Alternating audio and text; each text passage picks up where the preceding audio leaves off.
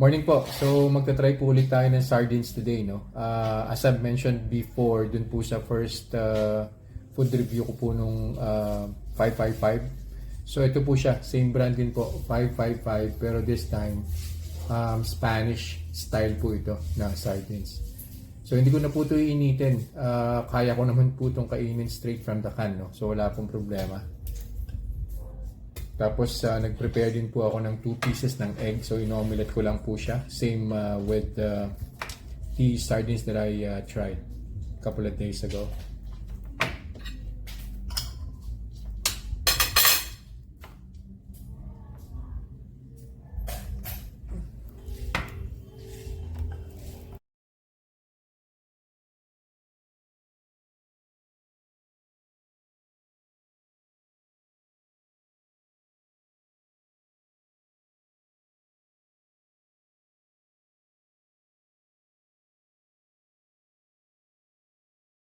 Naka 2 hours na po. So kumain po ako ng 555 Spanish style sardines today, no?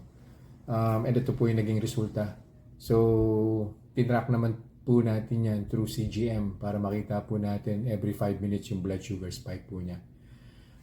Before I ate the Spanish sardines, ang blood sugar baseline po natin is 115. After 1 hour, bumaba po siya, nag 103 po siya. Tapos before reaching yung second hour, medyo nag-fluctuate po siya ng konti, bumaba ng 101, umakyat ng 102, nag 104, nag 101. Until finally, on the second hour, 106 po. So yun po yung final blood sugar reading po natin. So from 115 to 106, so obviously wala po siyang blood sugar spike.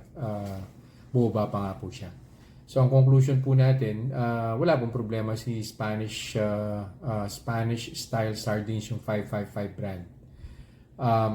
In terms of blood sugar po, no, wala po siyang problema. Pero you have to take note na isang can lang po yung kinain ko, wala pong kasamang rice.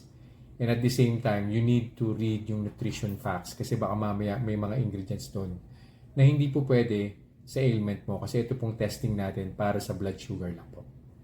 So yun lang po for this review. I'll see you guys in the next vlog. Bye-bye.